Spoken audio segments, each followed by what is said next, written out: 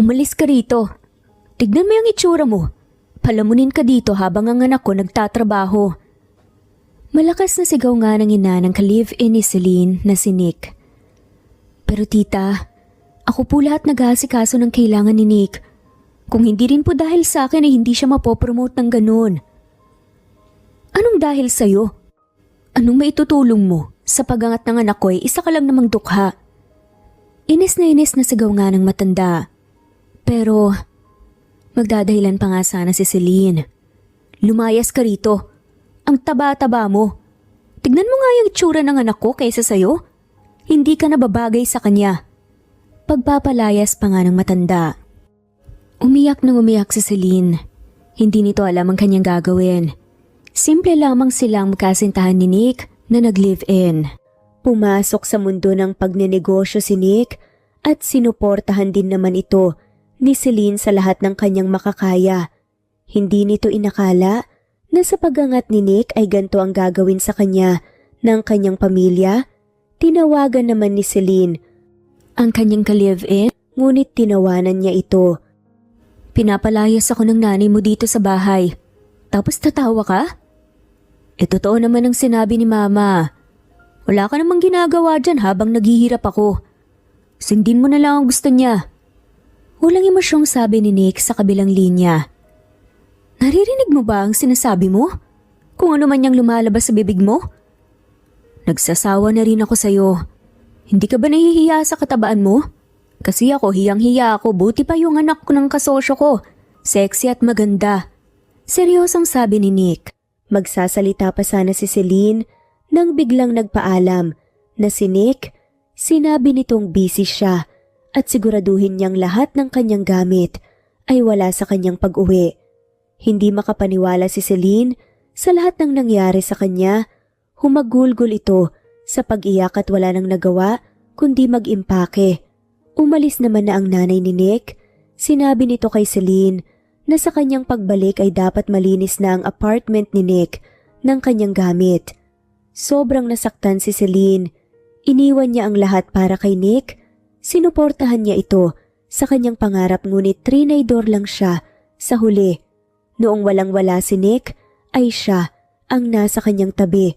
Ngunit ngayon na umangat na sa buhay, si Nick ay pinalitan ito ng mas maganda kaysa sa kanya. Papa, can you pick me up please? Wala nang nagawa si Celine kundi tawagan ang kanyang ama. Hindi naman nagtagal ay may mga kotseng dumating sa tapat ng apartment nila Celine at Nick. Agad itong niyakap ng matanda at sinabing masaya ito dahil naisipan na ng kanyang anak na umuwi sa kanya. Sinabi ko na kasi sa'yo anak, walang may idudulot na maganda sa'yo yung lalaking yan. Ano nang gagawin natin dito sa contract sa kanila? Kikita sila ng milyon dito. Galit na sabi ng ama ni Celine. Ituloy niyo pa, pero patagalin niyo po. Ibabalik ko ang dati kong katawan at ako ang magpipresenta ng contract na yan. Sisiguraduhin kong magsisisi silang lahat. Napangiti naman ang kanyang ama dahil nagustuhan niya ang plano ng anak. Sinabihan nito na siya na muna ang bahala sa contract na yon at bibigyan niya muli ng mas malaking kita si Nick para sa kanyang kumpanya. Napangiti naman si Celine at tumango-tango sa sinabi ng ama. Wala nang inisip si Celine simula noong araw na iyon kundi ang mga itsura ng pamilya ni Nick at siya sa kanyang pagbabalik. Lahat ng kanyang binigay kay Nick ay unti-unti niyang babawiin. Simula noong araw na iyon ay wala nang ginawa si Celine kundi ang mag-focus sa pagbabalik ng kanyang katawan. Sinisigurado niyang gaganda ulit ito hanggang sa isang tingin lang sa kanya ni Nick ay maglalaway ito. Akala ni Celine ay yun lamang ang kanyang iisipin, ngunit nagkakamali siya. Simula noong bumalik siya sa pagiging prinsesa ng kanyang ama, ay hindi na siya malubalubayan ng dati niyang fiancé na si Ryan. Aray, bakit mo naman kinukurot ang bilbil ko? Tanong nga ni Celine.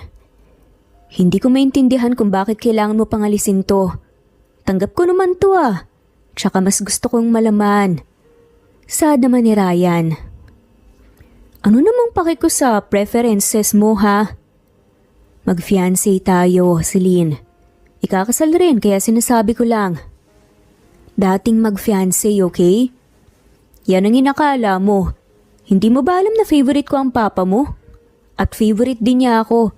Isang sabi ko lang sa kanya at siguradong papayag siya. Napahirap na nga lamang si Celine. Favorite ka lang kasi kababata kita. Matagal ka lang niyang nakilala, no? Nagkibit balikat na lang itong si Ryan at bumalik na sa kanyang exercise. Lagi na itong bumbuntot kay Celine na akala mo walang sariling kumpanya na kanyang pinapatakbo. Isa si Ryan sa pinakabatang bilyonaryo sa Pilipinas. Ang kanyang negosyo ay sumusunod sa negosyo ng kanyang ama, kaya naman tinatawag silang top 2 ng Pilipinas. Kaya naman noong nagsimula si Nick sa pagnenegosyo ay habol niya parati ang kanyang ama para paniguradong aangat ito. Si Nick na hindi alam ang katauhan ni Celine ay naging mayabang. Hindi niya alam na lahat ng kanyang success ay dahil sa pamimilit ni Celine sa kanyang ama.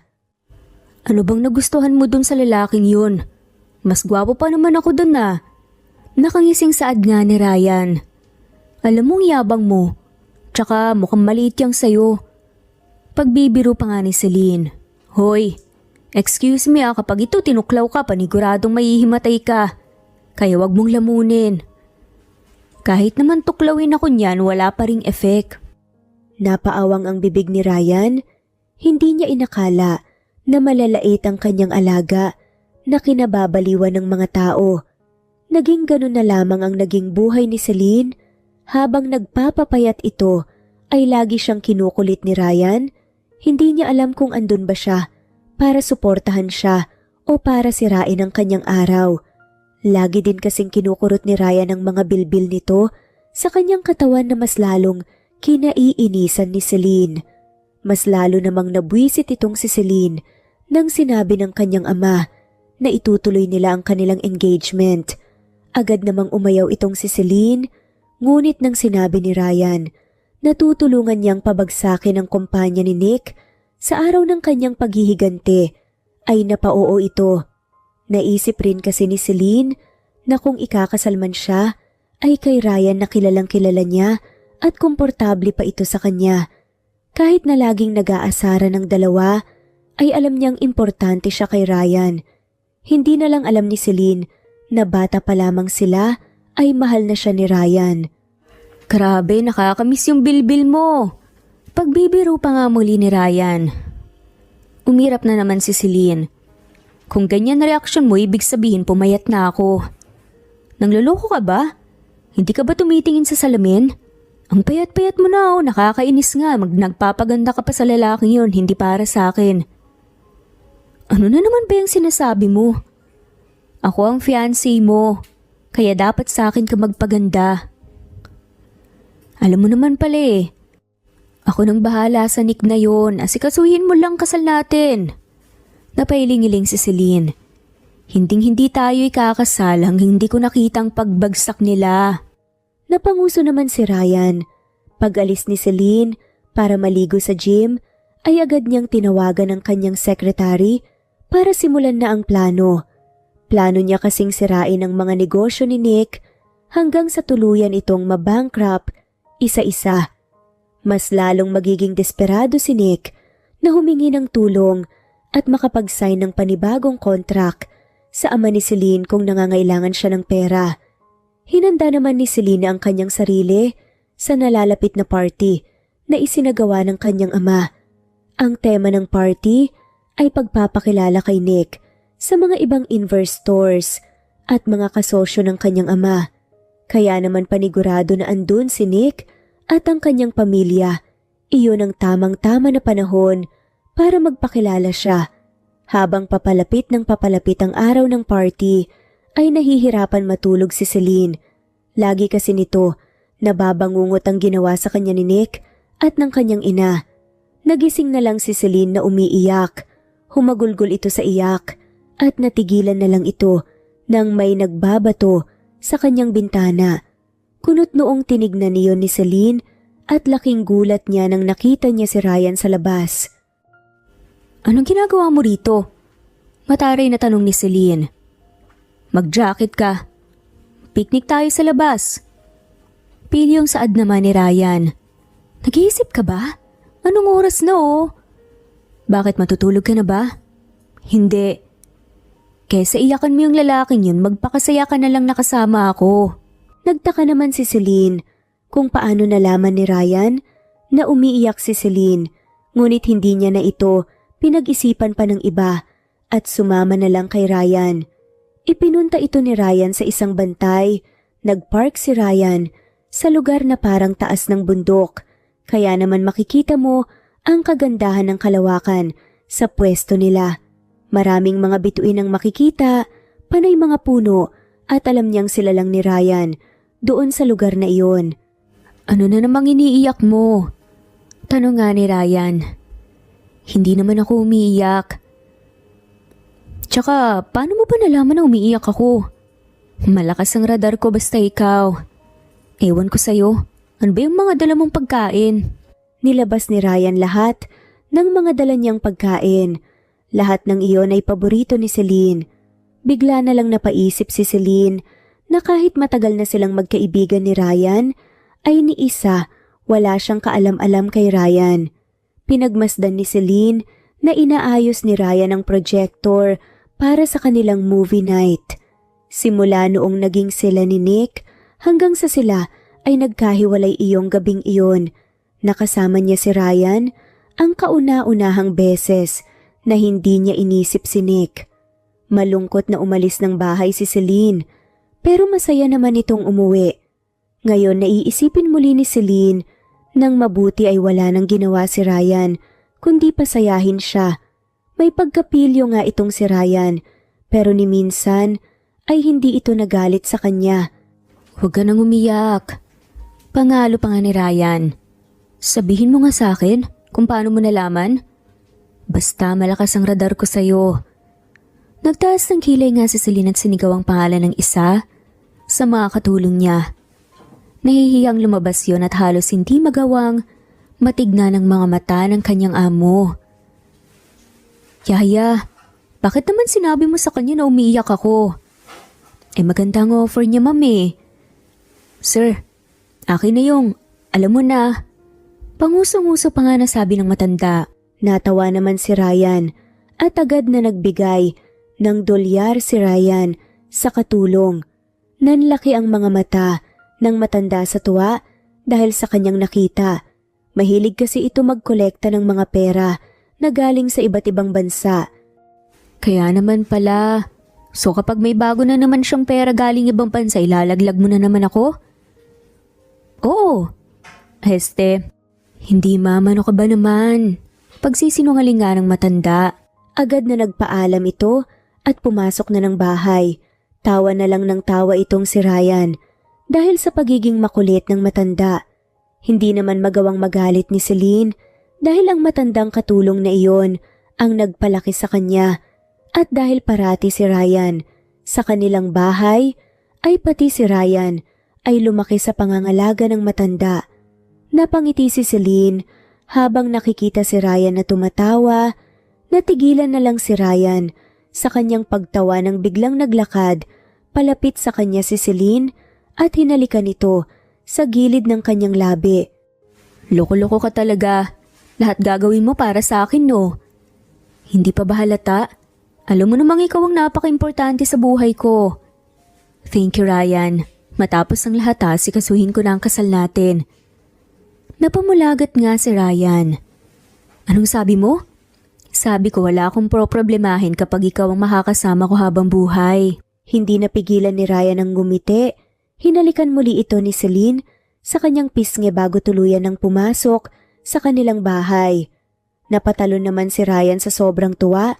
Sino naman hindi matutuwa kung nagsisimula ng mag-iba ang tingin ni Celine sa kanya matapos ang ilang taon. Sa mga sumunod na araw ay naging abala si Celine sa pagplaplano ng party. Lahat kasi ng pupunta ay ang mga sikat na negosyante sa iba't ibang bansa. Natatawa na lang si Celine nang iniisip niya ang magiging reaksyon ni Nick nang malalaman niyang lahat ng sinabi at pinangako sa kanya ng kanyang ama ay mawawala ng isang iglap. Hindi man alam ni Celine ang dahilan ng pagbagsak ng mga negosyo ni Nick isa-isa, ngunit masaya ito dahil para sa kanya umaayon na ang lahat sa kanya. Hindi na lang nito alam na sinisira pala ni Ryan isa-isa ang mga negosyo ni Nick. Unti-unti na rin siyang nagiging kalaban ni Nick dahil sa pagbubukas ng mga negosyo na katulad ng negosyo ni Nick, at mas nagiging sikat ang negosyo ni Ryan na ginaya niya kay Nick. Anong ginagawa mo rito? Inis na tanong ni Nick kay Celine sa party. Bakit masama bang andito ako? Sa'yo ba tong event na to? Ganyan ka na ba kadesperada sa akin? Akala mo kapag nagpapapayat ka, tatanggapin ulit kita? Natatawang tanong pa nga ni Nick. Imbitado ako rito, kaya kung hindi importante ang sasabihin mo, wag na lang akong kausapin. Mataray na sad naman ni Celine. Ang event na to para sa akin. Ire-recognize ako ng mga pinakamatataas sa kumpanya. Hindi lang yon. Ipapakilala din ako sa mga investors na magbibigay sa akin ng lakas, kaya wag kang gagawa na ikahihiya ko. Pambabanta pa nga ni Nick. Tinawanan na lang ito ni Celine at umupo sa gilid. Dumating na rin kasi ang kanyang ama para simulan ng event. Laking gulat na lang ni Nick nang nakita ang rason kung bakit bumabagsak ang kanyang mga negosyo, si Ryan. Nginisian na lang ito ni Ryan at naglakad sa tabi ng ama ni Celine. Agad na nagpakilala ang matanda at pinakilala si Ryan bilang magiging son-in-law nito. Na-curious naman si Nick at ang kanyang pamilya kung sino ang anak ng pinakamataas na negosyante sa bansa. Ikinagagalak kong ipakilala sa inyo ang aking nag-iisang anak, si Celine. Proud at malakas nga na sabi ng matanda. Napasinghap ng malakas si Nick at ang kanyang pamilya, hindi sila makapaniwala sa kanilang nakikita. Ipinakilala muli ng ama ni Celine si Ryan bilang fiancé nito at sinabing silang dalawa ang magkasamang patatakbuhin ang dalawang kumpanyang masasabing pinakamataas sa buong bansa. Napangiwi sa inis si Nick, tinignan niya ng masama ang kanyang ina. Kung hindi dahil sa kanya, ay siya dapat ang katabi ni Celine sa stage at hindi si Ryan. Pagkababa ni Celine ay dinagsa ito ng mga investors at kasosyo ng kanyang ama. Gayon din si Ryan. Hindi makapaniwala si Nick dahil parang wala lang siya sa party at walang lumalapit sa kanila. Naglakas loob itong lumapit sa ama ni Selena. Sir, anong oras po natin pag-uusapan ng bagong contract? Sinabi niyo rin na ipakikilala niyo ako sa mga investors? Nahihiyang pagtatanong ni Nick. Huwag mo nang alalahanin yun dahil binabawi ko na ang lahat. Anong ibig mong sabihin? Kunot noong tanong ni Nick. Sa tingin mo ba, aangat ka ng hindi dahil sa akin? Naalala mo ba ang mga sinabi niyong mag-ina sa akin? Kaya ngayon babawiin ko lahat. Pati ang mga contract na pinirmahan ninyo. Kahit magbayad kami ng fine, wala akong pakialam.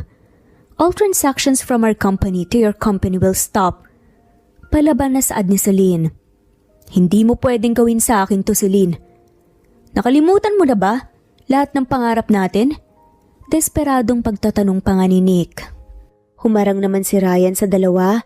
Pinapaalis ito ni Nick at sinasabing wala siyang karapatan na mangyaelam sa kanilang dalawa. Sa sobrang pagkadesperada ni Nick ay sinabi rin nitong hindi pa sila naghihiwalay ni Celine, tumawa na lang ng malakas si Celine at pinahiya si Nick. Sinabi niya ang mga pinagagagawa nito, pati na rin ang mga pambababae niya na kanyang nalaman noong sila ay naghiwalay. Pinakalma naman ito ni Ryan at sinabing siya na ang bahala. Tumango si Celine dahil para sa kanya ay tama na ang kanyang nagawa bilang bawi sa mga sakit na binigay sa kanya ni Nick at ng kanyang pamilya, ngunit hindi pa rin nakontento si Ryan. Hindi ako papayag na hanggang dito lang. Sa lahat ng paghihirap na ginawa mo kay Celine, kulang pa to. Tinawagan ni Ryan ang kanyang sekretary at sa isang phone call lang, sunod-sunod na notification ang narinig ni Nick sa kanyang cellphone. Lahat ng kanyang stocks ay bumaba hanggang sa tumawag ang kanyang finance manager na sinabing bankrupt na sila. Lahat ng kanilang investors ay nag-back out na. Nagwala si Nick at sinubukan magmakaawa kay Celine. Mahal mo ko, Celine, di ba? Wag mo nang gawin sa akin to. Isipin mong pinagsamahan natin, nagmamahalan tayo, ilang taon tayong magkasama sa isang bubong. Desperadong sabi ni Nick. Lahat ng to ay karma mo. Tinalikuran na nga ni Celine si Nick at naglakad paalis, sinundan naman ito ni Ryan. Sinuotan ang kanyang blazer para hindi lamigin. Hindi na napigilan ni Celine ang kanyang damdamin humagulgol sa pag-iyak. Marahan na hinaplos ni Ryan ang pisngi ni Celine para punasan ang kanyang mga luha. Hindi ba pwedeng ako na lang? Sad naman ni Ryan kay Celine. Anong ibig mong sabihin? Ilang taon akong nasa tabi mo, minamahal ka. Sa malayo akala ko nung una. Okay lang sa akin na magkaibigan tayo pero hindi ko pala kaya. Mahal kita, Celine. Huwag kang tumingin sa iba. Sa malayo, andito ako sa tabi mo. Ako na lang ang tignan mo. Ryan, ibig sabihin ba? Oo, Celine. Ikaw ang sinasabi kong babaeng mahal ko na hindi ko magawang makalimutan. Marahan na hinalikan ni Ryan si Celine. Napapikit naman itong si Celine habang dinadamdam ang mga labi ni Ryan. Hindi inakala ni Celine na magugustuhan niya ang kanilang halikan. Habang naghahalikan sina Celine at Ryan, ay hindi napigilan ni Celine na isipin ang lahat ng pinagsamahan nila ni Ryan. Nang natapos ang halikan, ay nakangiting tinignan ni Ryan si Celine at muling hinaplos ang kanyang pisngi. Aalagaan kita. Pasasayahin. Kahit magbago man ang itsura mo, ikaw pa rin ang mamahalin ko, Celine. Madamdaming saad ni Ryan. Malayong malayo sa pinapakita niyang pagiging palabiro. Paano kung tumagal magbago ka rin? Magsawa ka rin? Kagaya ng halos maging asawa ko na si Nick. Napailing naman si Ryan. Celine, bata pa lang tayo, mahal na kita. Sa tingin mo magsasawa o magbabago pa ako sa'yo? Hinintay nga kita eh.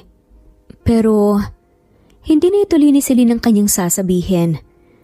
Ako naman, Celine, pinapangako ko na hindi kita papaiyakin. Iiyak ka lang dahil sa sobrang saya. Nginitian ni Celine si Ryan. Hindi niya alam kung tama ba ang kanyang naging desisyon, ngunit hindi niya na inisip iyon. Sa ilang taon niyang naghirap kay Nick, ay gusto rin maranasan ni Celine ang maging masaya. Kaya sa araw na iyon ay nangako siya sa sarili niyang wala na siyang iisiping iba, kundi ang sarili niyang kasiyahan. Niyakap naman ni Ryan si Celine. Nang pumayag ito, napayakap pabalik si Celine. Hindi niya maintindihan ang kakaibang pakiramdam niya nang nayakap niya si Ryan. Sa isang yakap lang ay parang kumalma lahat ng kanyang nararamdaman at iniisip. Hindi lang iyon ay naramdaman din niyang kontento ito sa buhay.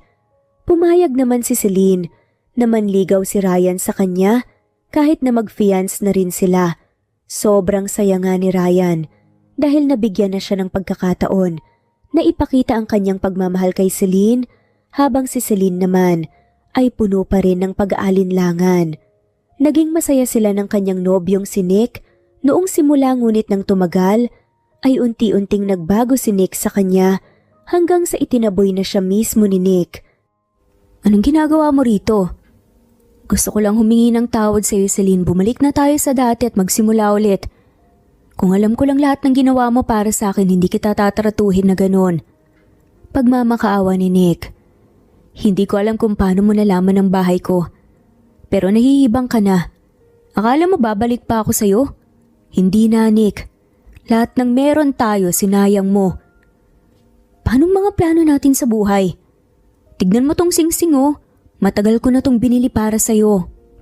Pilit na nakangiting sabi ni Nick, ngunit kitang-kita ang pagiging desperado nito sa kanyang mga mata. Umiling-iling si Celine, sinabi niya na sana hindi siya nagbago, na sana ay siya pa rin ang minahal niya at inalagaan siya ng tama. Sinabi rin ni Celine na wag niyang sisisihin si Celine dahil lahat ng nangyari ay ang kagagawan niya. Nagiging ganyan ka lang sa akin dahil alam mo na lahat. Alam mo na kaya kitang paangatin. At higit sa lahat alam mong marami kang makukuha sa akin. Hindi ako ganun katanganik. Kung sana inayos mong itsura mo, edi sana hindi ako nagsawa sa'yo. Kasalanan ko ba? Hindi mo ba tinignan ang sarili mo sa salamin? Napakataba at napakalosyang mo. Inis na sigaw pa nga ni Nick. At lumabas na naman ang totoo niyang kulay. Nanlaki ang mga mata ni Celine. Sobrang nasaktan ito sa sinabi ni Nick sa kanya habang inaalala ang mga sinabi ni Nick na kumain siya nang kumain dahil ang payat niya. Pero noong tumaba na siya, ay ganun pala ang naging tingin ni Nick sa kanya. Naluha si Celine. Hindi niya na napigilan ang sakit na kanyang nararamdaman. Naiisip nito kung ganun na lang ba ang pandidiri sa kanya ng lalaking wala siyang ginawa kundi ibigay ang lahat. Galit na galit si Ryan nang pagdating niya sa bahay ni Celine ay naabutan niya tong nakikipag-usap kay Nick at umiiyak. Anong ginagawa niyang basura dito? Tanong nga ni Ryan. Ryan, anong ginagawa mo dito? Bakit ka umiiyak? Dahil na naman ba sa lalaking yan? Hinarap ni Ryan si Nick na agad na sumama ang tingin sa kanya. Tinuro pa ito ni Nick dahil sa sobrang galit, sinigawan niya ito na lahat ng nangyari sa kanya ay kasalanan ni Ryan. Kung hindi dahil sa kanya, ay hindi siya babagsak ng ganun-ganun na lang. Kaya siguro iniwan mo ko. Kaya siguro ayaw mo nang magsimula tayo ulit dahil sa lalaki na yan. Dahil may nahanap ka ng bago. Sa tingin mo kapag tumaba ka, mamahalin ka pa rin yan? Sigurado, oo, dahil mayaman ka. Desperadang sigaw at tawa pa nga ni Nick. Malakas na sapakang dumapi sa pisngi ni Nick. Pinagsusuntok ito ni Ryan hanggang sa napigilan siya ni Celine. Sinabi ni Ryan na lahat ay kasalanan ni Nick. Una pa lang ay mag-fiance na sila ni Celine, ngunit mas pinili siya ni Celine at iniwan lahat nang meron siya para sa kanya. Para umangat ay binaba ni Celine ang kanyang sarili at nagmakaawa sa kanyang ama para matulungan siya. Kahit mahirap pa si Celine, hindi ko siya iiwan. Kasi hindi ako katulad na umasa sa lakas ng iba para umangat. Lahat ng meron ako galing sa pagod ko. Kaya meron man si Celine wala dito. Nakatapak pa rin ako sa posisyon ko ngayon. Hindi nakasalita si Nick. Sinigaw niyang magbabayad silang dalawa at umalis na. Agad namang tinawagan ni Ryan ang kanyang mga tauhan at ang guard sa kanilang subdivision para hindi na muli makapasok ang basta-basta sa kanilang lugar. Matapos noon ay hinila ni Celine ang kamay ni Ryan. Habang tumutulo ang kanyang mga luha, pinunta ni Celine si Ryan sa kanyang kwarto at sinimulan gamutin ang mga sugat ni Ryan sa kanyang kamao. Hanggang kailan mo iiyakan ng tulad niya? Hindi ko alam pero masakit kasi. Sad naman ni Celine. Umiyak ka nang umiyak basta wag mong kalimutan na nandito lang ako sa tabi mo kahit anong mangyari. Napatigil si Celine sa kanyang paggamot sa kamay ni Ryan at humagulgol sa pag-iiyak. Yayakapin sana ito ni Ryan, ngunit hindi niya nagawang gumalaw. Nang kumalma si Celine, ay malawak nang nginitian niya si Ryan at nagpasalamat. Kinabukasan ay naging totoo pa rin si Ryan. Sa kanyang panliligaw kay Celine, unti-unti rin namang nag-open up si Celine kay Ryan, ngunit sa tuwing ilalabas niya na ang tunay niyang nararamdaman ay naalala niya ang mga salita sa kanya ni Nick, kaya natitigilan ito. Alam naman ni Ryan na nagkaroon na siya ng lugar sa puso ni Celine at kung bakit siya natitigilan si Celine, iyon ay dahil sa sakit at takot na kanyang naranasan kay Nick. Simula din ng pag-uusap nila Celine at Nick ay naging health conscious na si Celine at laging nasa gym. Kailangan mo magpahinga, Celine. Hindi naman ako pagod, tsaka once a day lang naman to. Halos ang daming pinapatrabaho sa'yo ng ama mo sa kumpanya. Tapos kahit anong pagod mag-gym, ginagawa mo pa rin.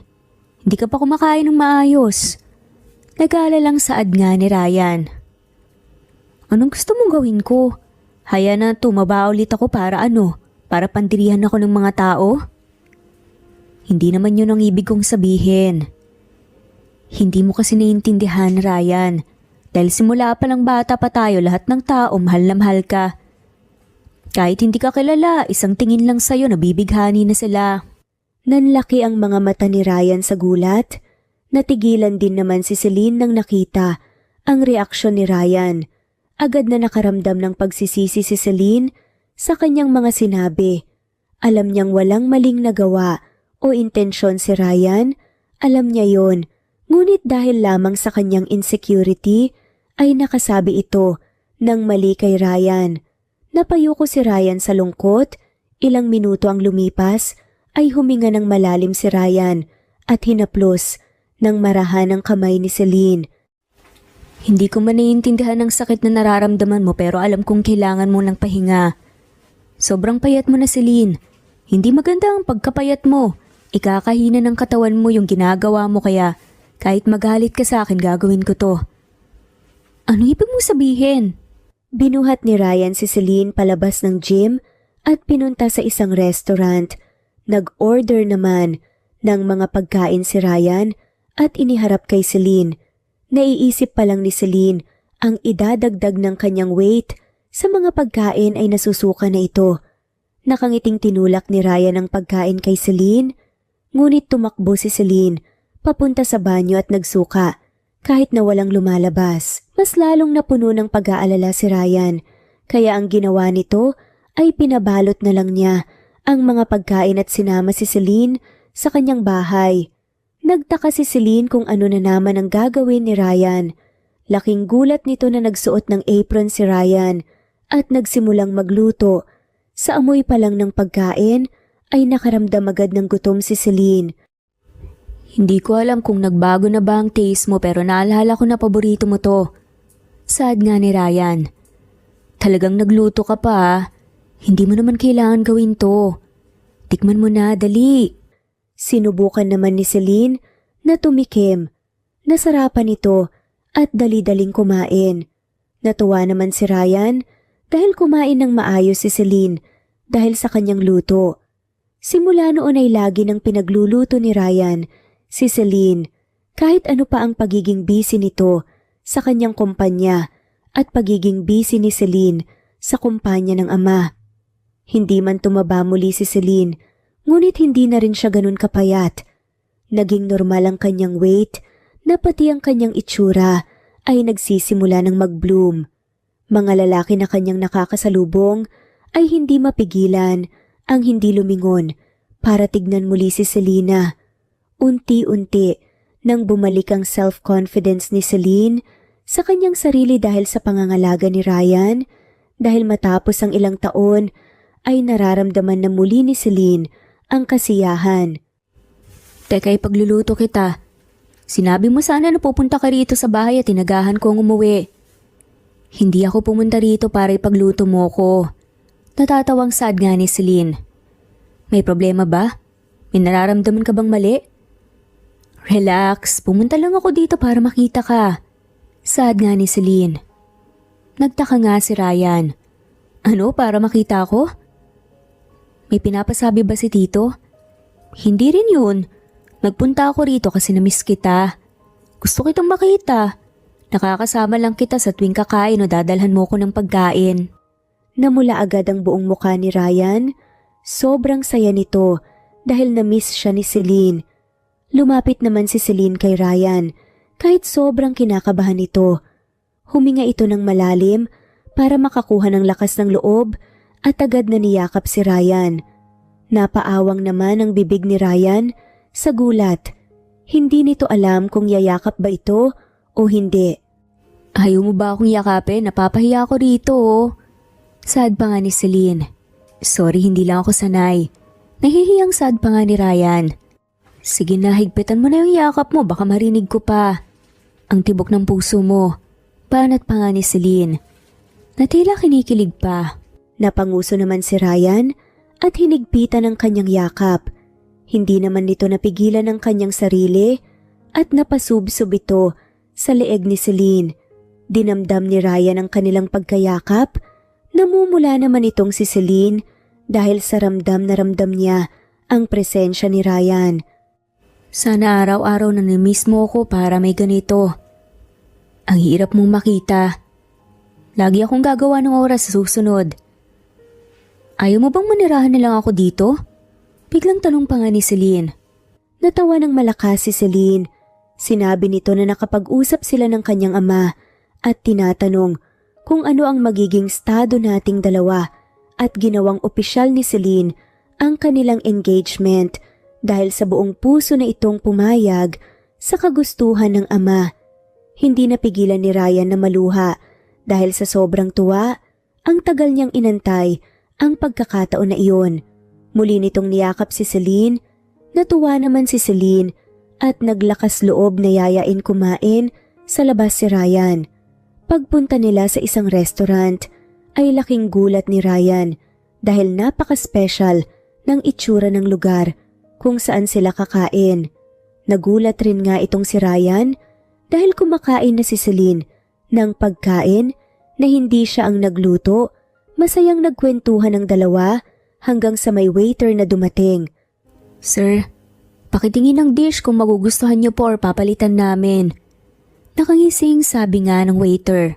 Nagkibit balikat naman si Celine nang tinignan siya ni Ryan ng puno ng pagtataka. Hindi na lang ito pinag-isipan ng iba ni Ryan at binuksan ito. Gulong-gulo si Ryan nang makita ang maliit na box. Pagbukas niya rito ay may nakita siyang mga singsing, panglalaki at pambabae. Gulat na napatingin si Ryan kay Celine na malawak na nakangiti sa kanya. Huy, tinatanong ka ng waiter kung nagustuhan mo ba? Sino hindi magkakagusto dito? Hindi ko inakala na ang babaeng pinakamamahal kong magpo-propose sa akin, dapat ako to eh. Halos lahat ng meron ka at kaya mong gawin ay binuhos mo sa akin, Ryan. Gusto kong malaman mo na na-appreciate ko lahat ng efforts mo. Baka sabihin mo kaya ako pumayag sa engagement at binigay yan. Dahil sa mga ginawa mong maganda sa akin. Kaya uunahan kita. Hindi ah. Saad nga ni Celine. Napangiti nga si Ryan na tila kinikilig. Wala naman akong sinabi. Napangiti si Ryan at lumuhod sa harap ni Celine. Kinuha nito ang singsing sa box at hiningi ang kamay ni Celine. Natuwa naman si Celine at agad na umuo. Kinuha naman ni Celine ang isa pang singsing at sinuot ito kay Ryan. Malawak na napangiti si Ryan sa singsing na nasa kanyang kamay. Bakit dalawa? Babae lang nagsusuot ng engagement ah. Couple engagement ring? Tumatawang tanong nga ni Ryan. Patunay yan na gusto ko na may kasal sa'yo. Na gusto kita pakasalan. Na mahal kita. Totoo ba ang narinig ko? Hindi ba ako nananaginip? Napangiti si Celine. Sorry for taking too long to realize. Na mahal din kita, Ryan. Lumuluhang lumapit si Ryan kay Celine at niyakap ito. Nang humiwalay si Ryan sa kanilang pagkayakap ay napatingin ito kay Celine. Pakiramdam ni Ryan ay lumilipad ito sa langit sa mga oras na iyon. Dahil sa sobrang saya, iniisip niya na lahat ng kanyang pag-aantay ay ngayon nasuklian. Habang seryosong napapatingin ito kay Celine, ay iniisip niya na gagawin niya ang lahat para mapasaya si Celine. Marahan na hinaplos niya ang pisngi ni Celine at hinalikan sa pisngi. Napabuntong hininga naman si Celine. Ang torpe naman ito. Saad nga ni Celine. Ha? Anong Hindi na natuloy ni Ryan ang kanyang sinabi nang biglang hinila ni Celine ang kanyang necktie at hinalikan sa labi. Napangiti naman si Ryan at natawa bago hinawakan si Celine sa kanyang bewang at hinila palapit sa kanya. Napapikit ang dalawa at naghalikan hanggang sa lumalim ito.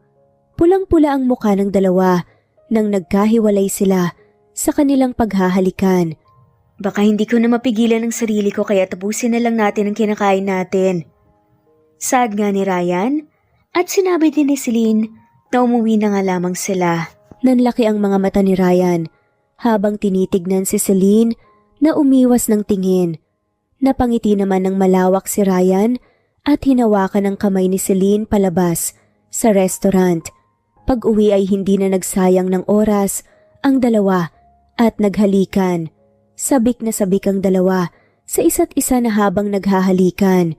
Napaungol naman itong si Celine dahil sa pagiging sensitibo ng kanyang katawan. Binuhat na ni Ryan si Celine papunta sa kanyang kwarto at dahan-dahan na inihiga. Napasinghap naman si Celine nang mas lumalim ang kanyang pagramdam sa armas ni Ryan sa kanyang loob. Binilisan ng husto ni Ryan ang kanyang sarili kay Celine nang paulit-ulit hanggang sa natapos ito. Nakangiting pinagmamasdan ni Ryan si Celine na mahimbing na nakatulog sa kanyang tabi. Pakiramdam nito ay nanaginip pa rin ito sa lahat ng nangyari. Pagmulat ng mga mata ni Celine ay nagkunwaring tulog si Ryan. Natuwa naman itong si Celine. Isang araw inasar nga ni Ryan si Celine sa nangyari sa kanila. Namula ang buong mukha ni Celine at pabirong hinampas si Ryan sa balikat. Nagpatulong naman ito sa pagtayo kay Ryan, ngunit binuhat siya ni Ryan. Napangiti ang mga katulong ni Ryan dahil sa kilig. Mas lalong nakaramdam naman ng hiya si Celine at napakapit kay Ryan na malawak ang ngiti na akala mo nanalo sa loto. Simula noon ay nanirahan na si Celine kay Ryan. Kitang-kita ang kasiyahan kay Celine at Ryan na hindi mapigilan ng ama ni Celine na matuwa. Kahit abala si Celine na aralin lahat ng mga dapat aralin sa pagpapatakbo ng negosyo ng kanyang ama, at si Ryan naman ay abala rin sa sunod-sunod na bagong proyekto ng kanyang kumpanya, ay nagagawa pa rin ng dalawa na lumabas at mamasyal. Laging nagde-date ang dalawa, kaya naman nasasabihan silang mag-sweethearts talaga. Sa mga naranasan ni Celine noon kay Nick ay ibang-iba kay Ryan. Sobrang saya niya kay Ryan at laging pinaparamdam ni Ryan ang kanyang pagmamahal kay Celine. Tuluyan na ring nagamot o nasolusyonan ni Celine ang kanyang eating disorder dahil kay Ryan. Hindi na rin ito nagkaroon ng takot na tumaba dahil punong-puno ito ng kasiguraduhan na mamahalin siya ni Ryan kahit ano ang mangyari. Akala ni Celine at Ryan ay tuloy-tuloy na ang kasiyahan dahil para sa kanila wala nang makakasira pa ng relasyon nilang dalawa, ngunit isang araw ay nagbago ang lahat. Hindi mo pa rin ba ako kayang tigilan? Akala mo hahayaan kitang maging masaya habang ako miserable? Nakangiting tanong nga ni Nick. Ibaba mo nga ako? Masungit na saad ni Celine. Bakit ko naman gagawin yun? Natatawang tanong nga ni Nick. Nagpanggap na driver si Nick kaya naman laking gulat ni Celine. Nang pagpasok niya sa kanyang sasakyan, ay si Nick ang nakita niyang driver. San mo ko dadalhin? Hindi pwede to, ibaba mo ko. Hinding-hindi ko gagawin yan sa'yo. Pagdudusahan mong lahat. Masayang sigaw ni Nick at mas binilisan pa nga ang kanyang pagmaneho. Agad namang tinawagan ni Celine si Ryan para humingi ng tulong.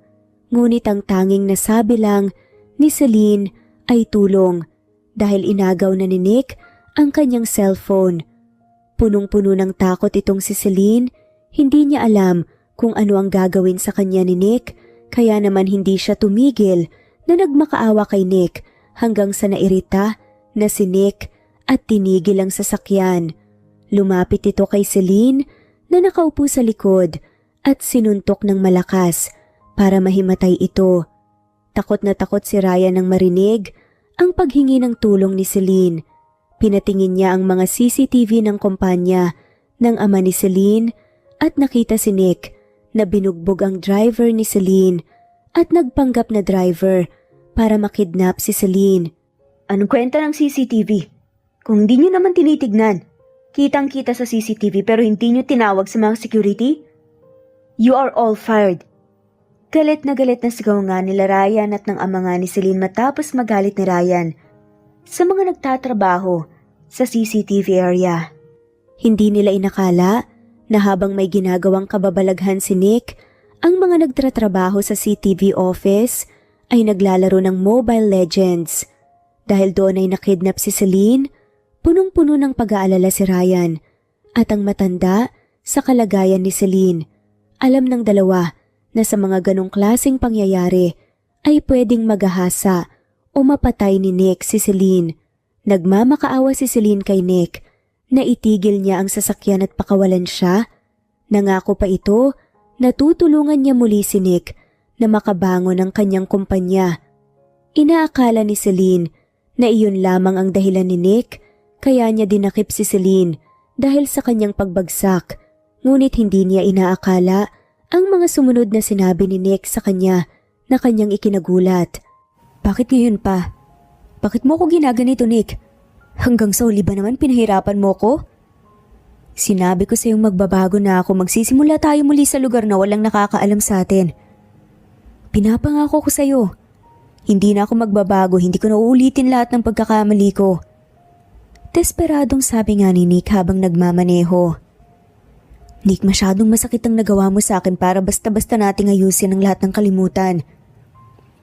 Hindi mo ba talaga ako kayang tanggapin ulit? Umiiyak pa nga na tanong ni Nick. Mahal ko si Ryan.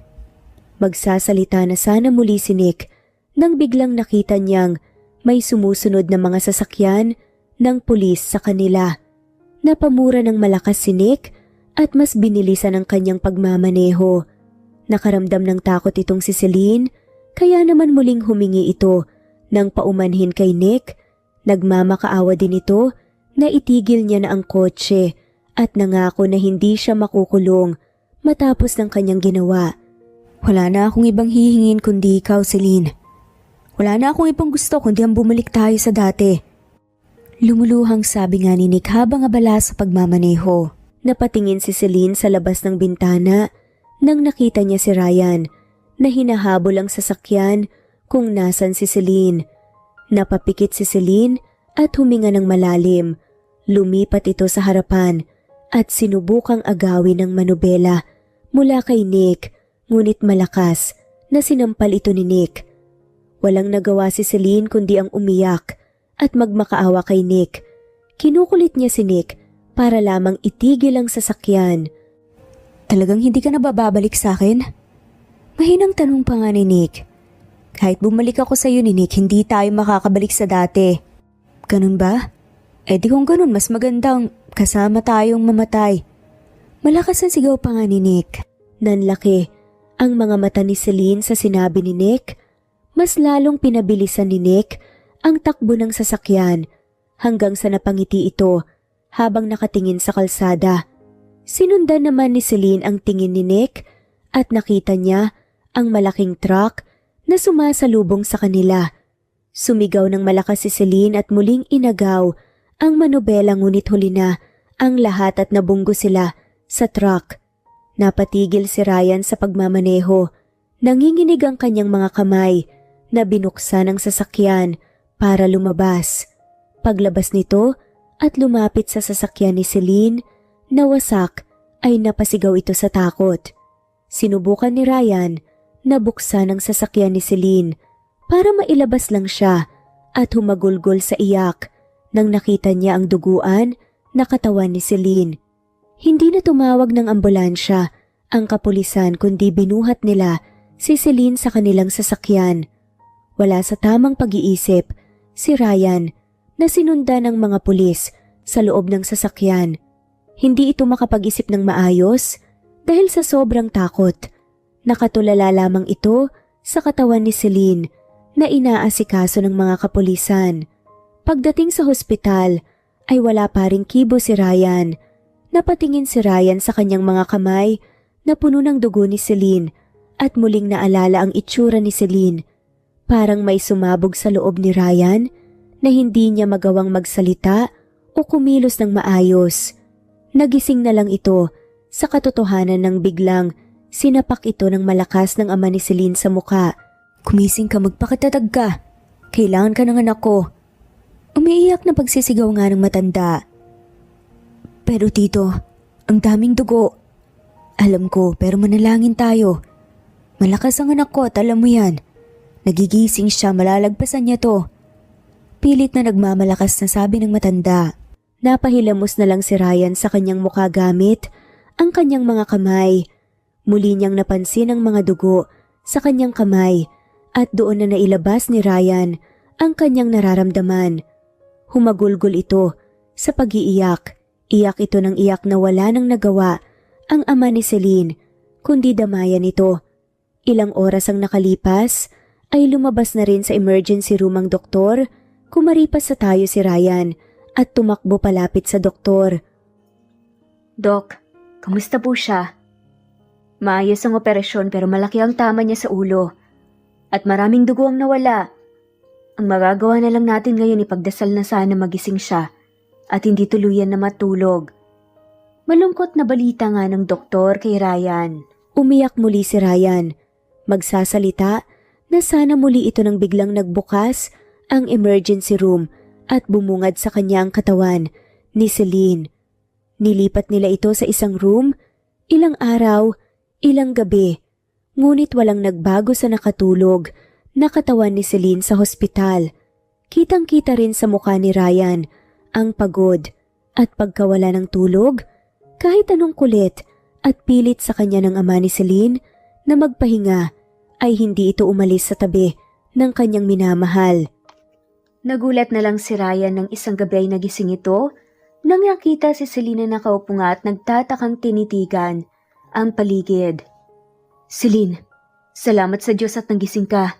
Salamat at hindi ka bumitaw. Pero sagot nga ni Celine, sino ka? Asan ako? Nasa ospital ako? Nanigas ang buong katawan ni Ryan. Sa mga katanungan ni Celine sa kanya, agad itong tumawag ng doktor.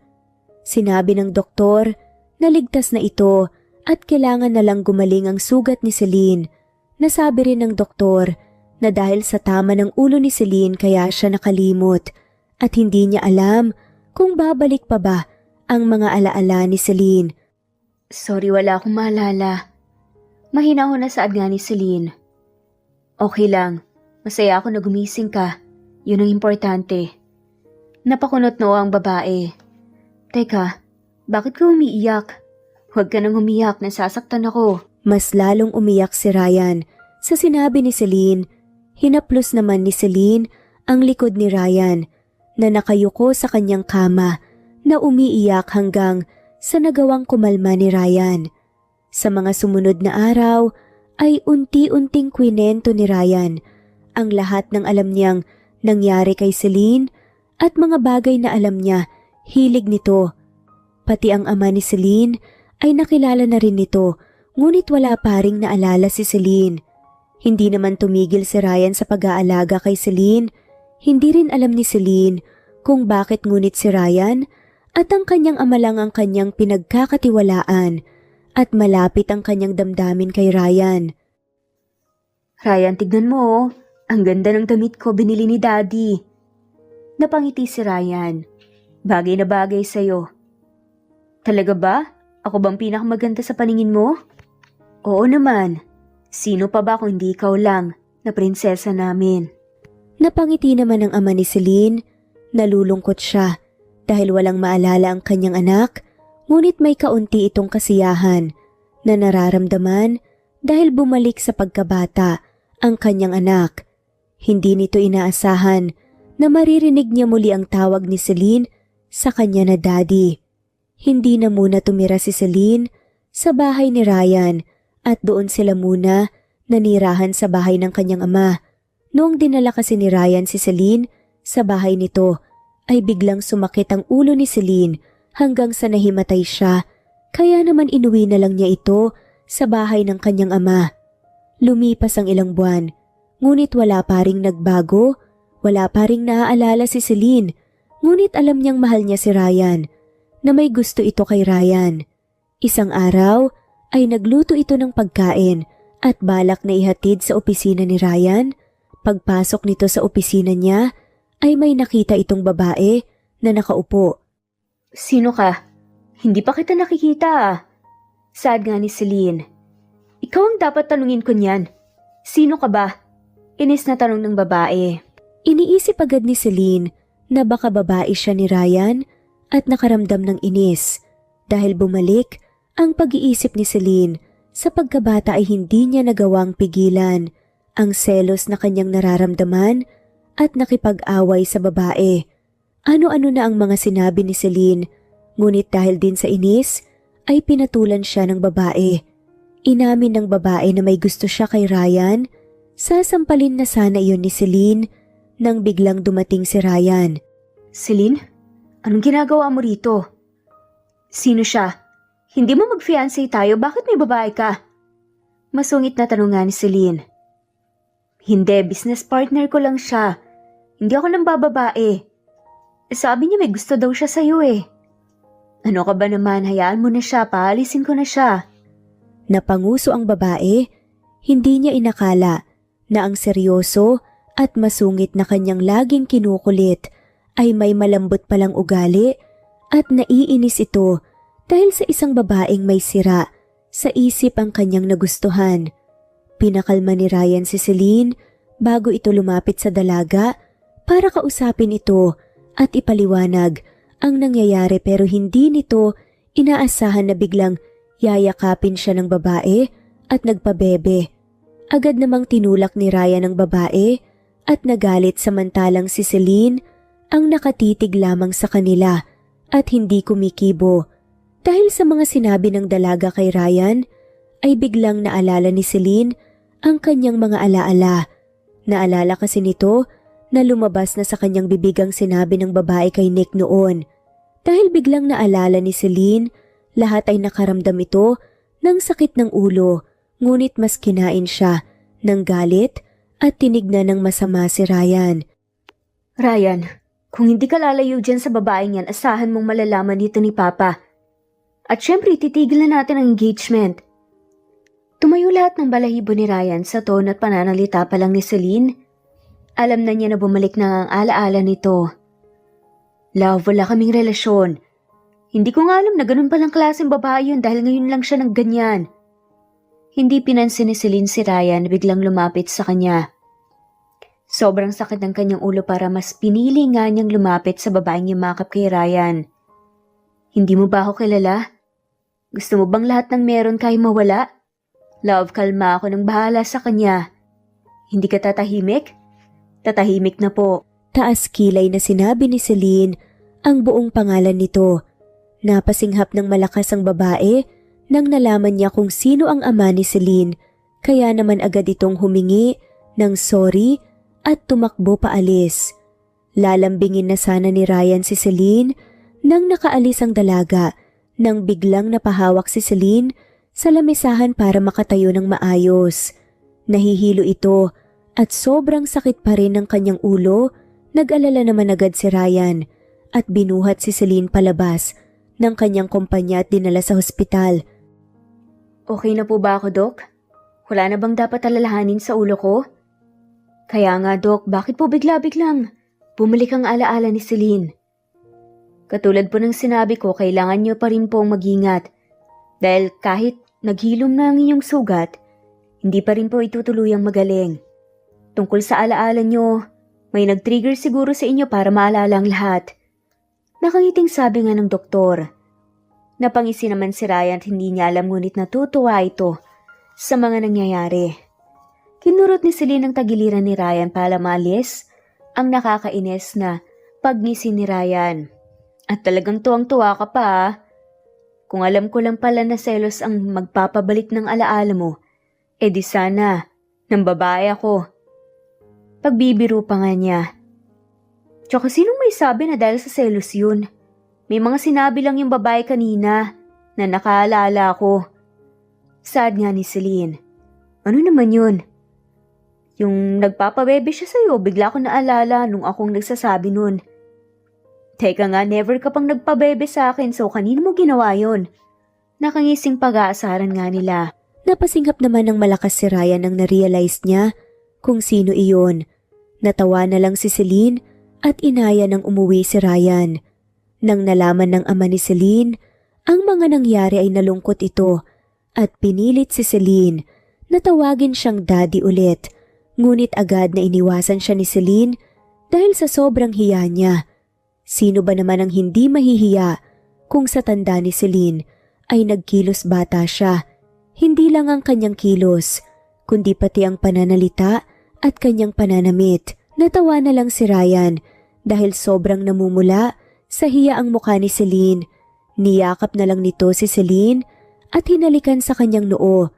Binulong niya kung gaano siya kasaya na bumalik na siya ng buo kay Ryan. Nangako itong aalagaan niya rin nang maayos si Celine at pasasayahin. Napangiti si Celine at niyakap si Ryan.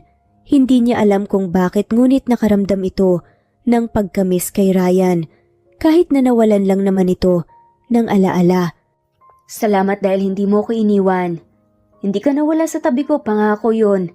Yun din ang gagawin ko.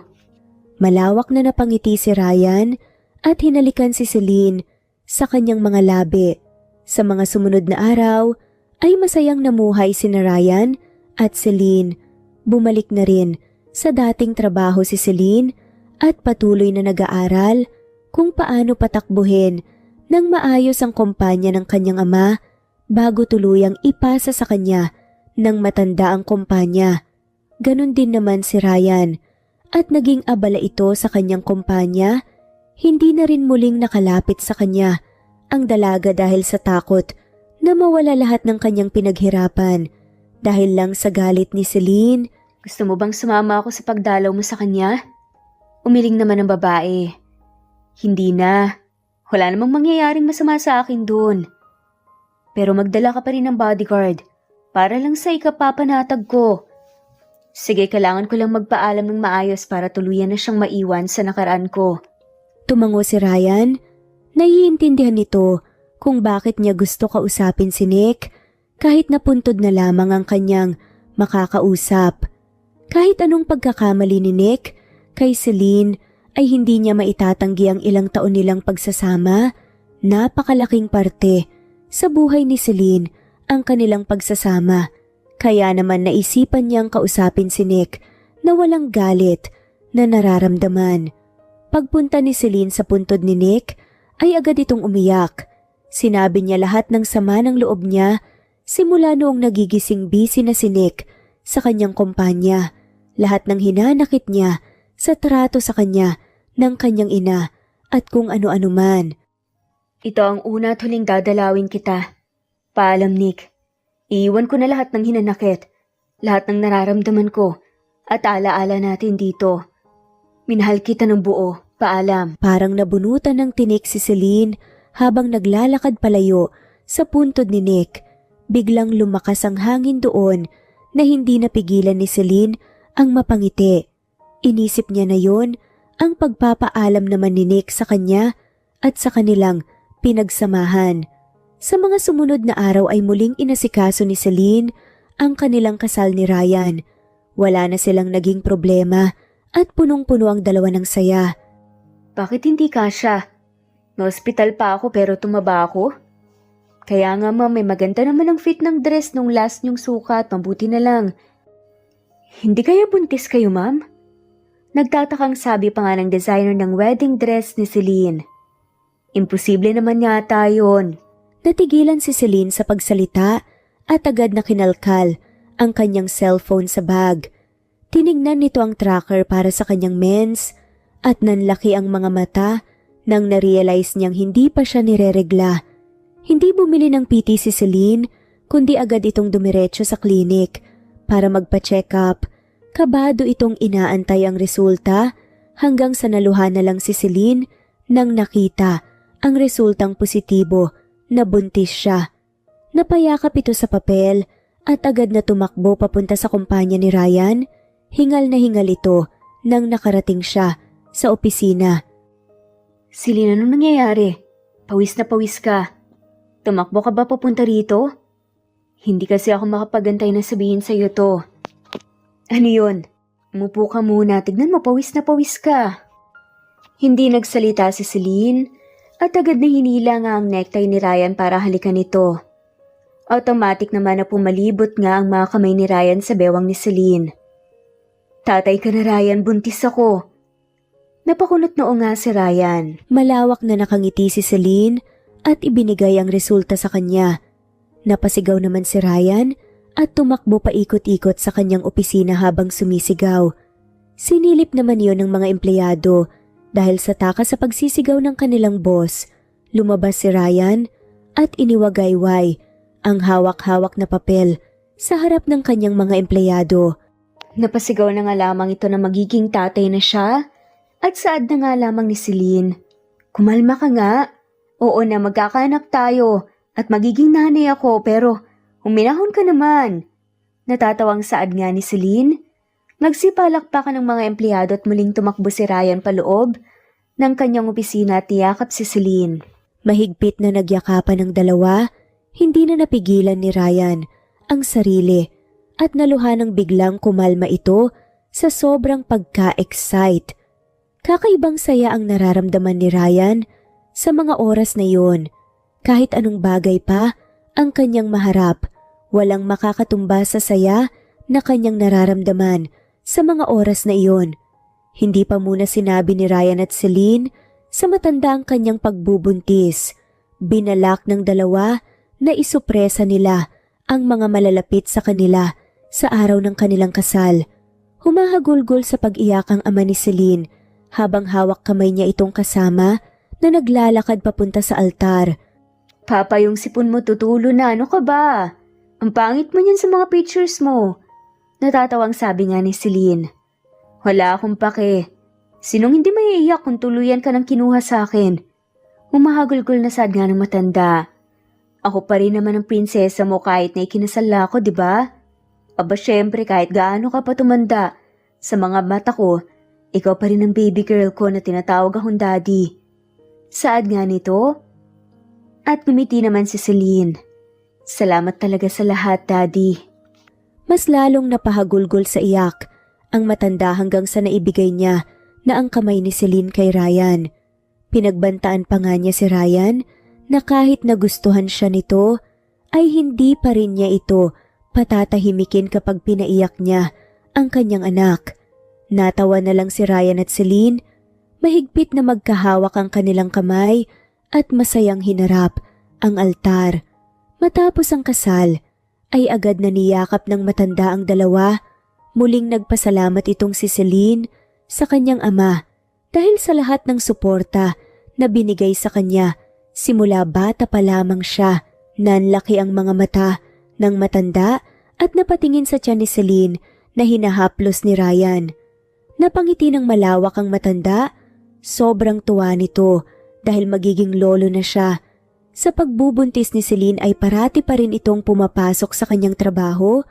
Namamanghanga ang mga ibang empleyado na kababaihan dahil ang lakas pa rin ni Celine na pumasok sa trabaho.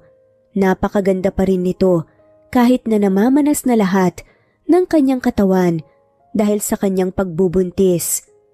Wala naman din naging problema si Celine sa kanyang pagbubuntis dahil walang ginawa si Ryan kundi ibigay ang lahat ng kanyang gusto.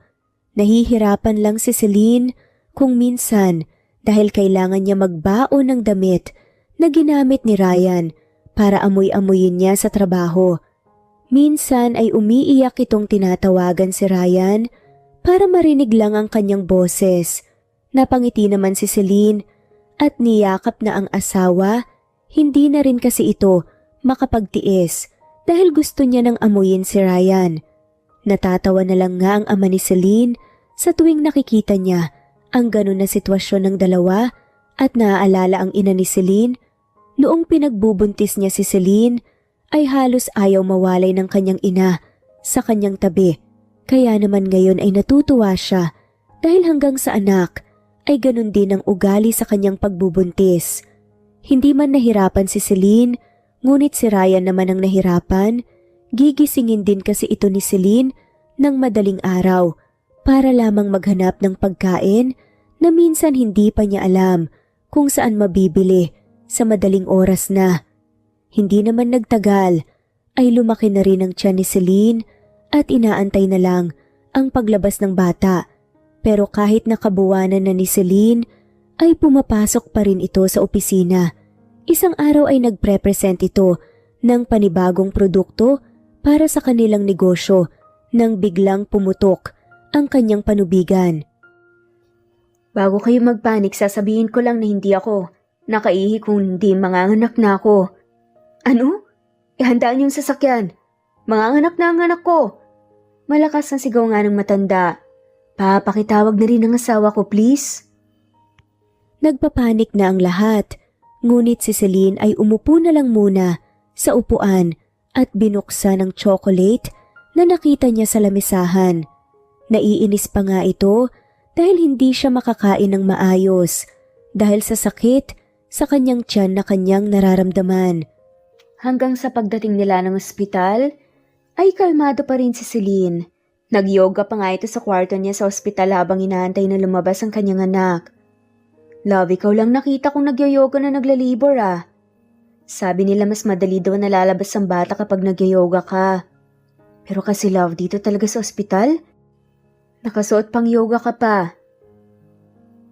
Pero kasi love, dito talaga sa ospital, sabi nga din nila kahit manganganak ka dapat it's giving pa rin ang Umiling-iling na lang si Ryan habang pinipigilan ang kanyang pagtawa. Ginabayan na lang niya ang kanyang asawa na pilit na nagbabalance sa pagyoga kahit na napakalaki na ng kanyang tiyan. Ilang oras ang lumipas nang tuluyan ng lumabas ang anak nila Celine at Ryan. Halos mahimatay si Ryan nang nanganak si Celine. Dok, sigurado ba kayong meron pang isa?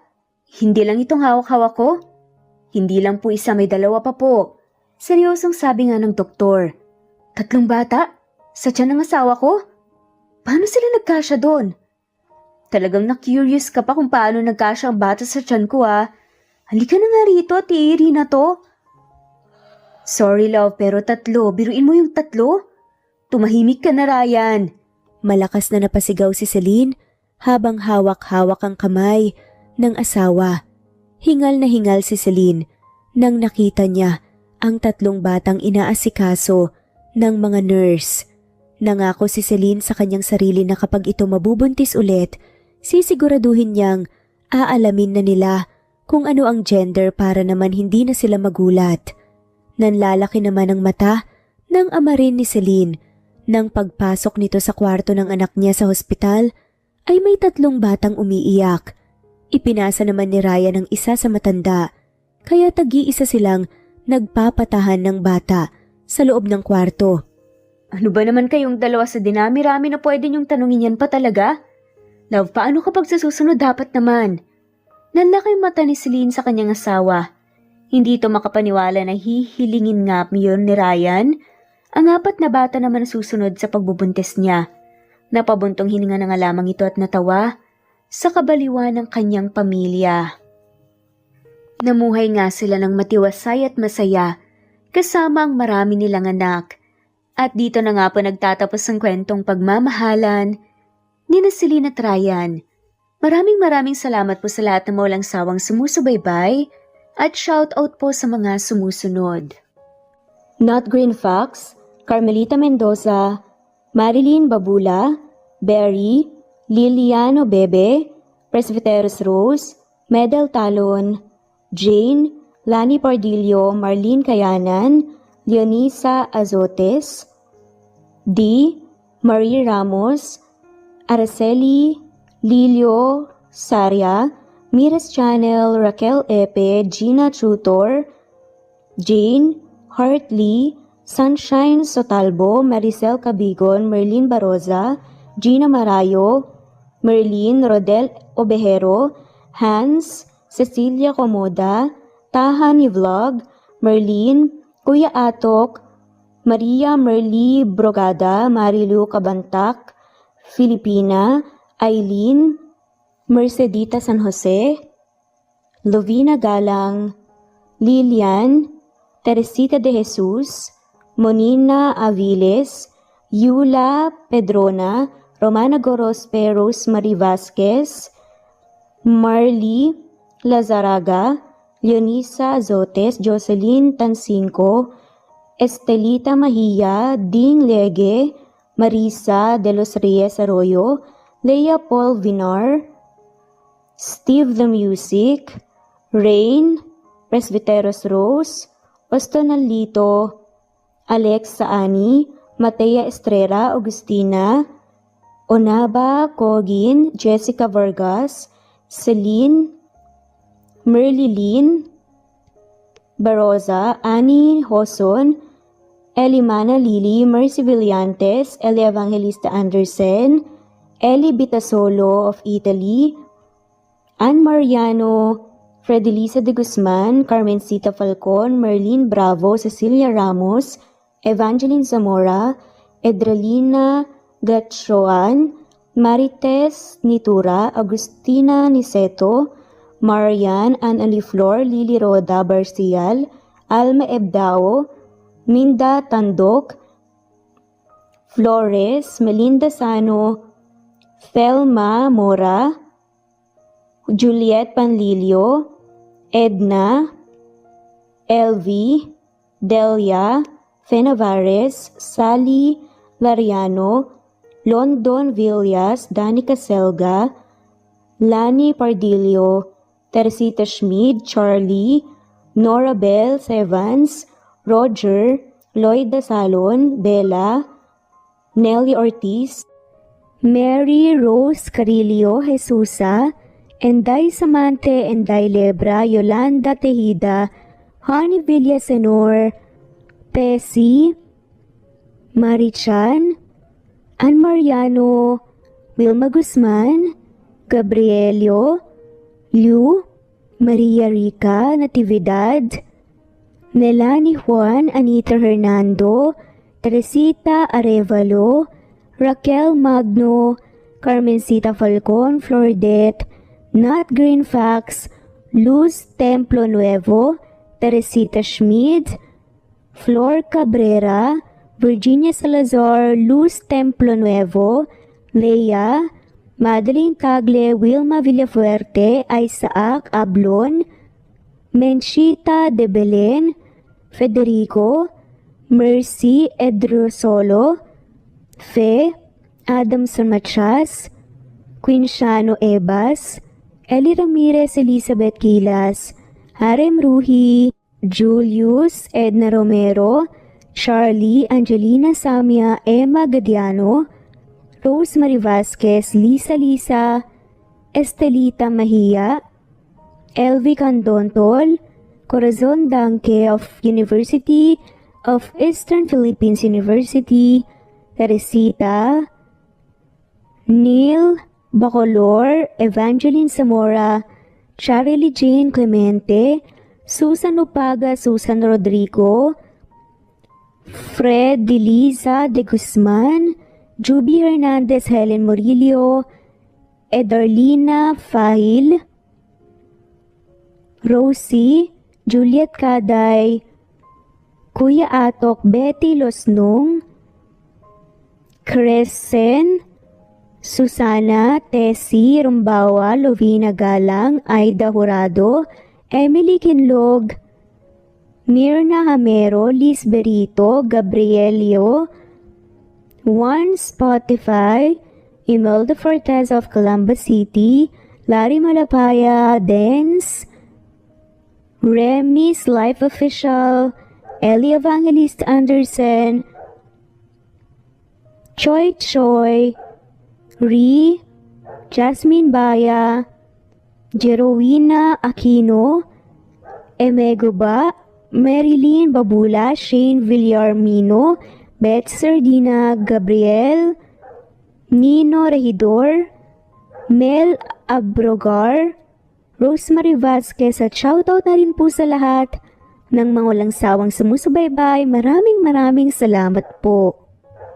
Veronica Briseño, Violeta Murillo, Teresita, Teresa Bulie, Christine Flores, Nesbeth Anaban, Flor Salvalion, Kuwait, Raquel Labay, Kuya Atok, Lani Pardillo, Eva Violeta, Presbyteres Rose, Amy Regalado, Teresita, Res Cavilla Havana, Precious, Lilian Nobebe, Eli Evangelista Andersen, Marziel Arcilias, Rosemary Palaganas, Rose Martinito, Ding Liege, Alexa Gomez, Jomira Bueno, Amy Fenavares, Irma Emma, Lali, Emralino, Tortillas Gaming, Matea Estrera, Anali Flor, Rosemary Tinito, Rosemary Palaganas, Excelsis Tagala, Emily Kinlog, Rosemary, MM, Penning Escal, Neri Cabangon, Lucia Baldo, Rosemary Vasquez, Londono Villas, Faye, Rosemary, Angelo, Vicky Adlaon, Mercy Villantes, Rezeline Unday, Allen, Ace, Nino Regidor, Jeyo Cadtec, Escapades Matilda, Irma Valerio, Agustina Aniceto, Cecilia Alvior, Naitan Canada, Lily Roda Barcial, Eli Ramirez, Doris Day Pangan, Lynn Lee of Macau, Reyes, Rebecca Tezuka, Noel Macero, Rizalina Credo, Mitchie Karch, Romel Carion, Juliet Panlilio, Lynn, Merlilyn Zenny Marion, Wenoni Anya Lucas from Bacolod City, Merlina Aparata, Annalyn Nantes, Flordette, Lorena Utod, Faye, Anita Hernando, Roach Ann Rodriguez, at shoutout na rin po sa lahat ng mga walang sawang sumusubaybay. Maraming salamat po.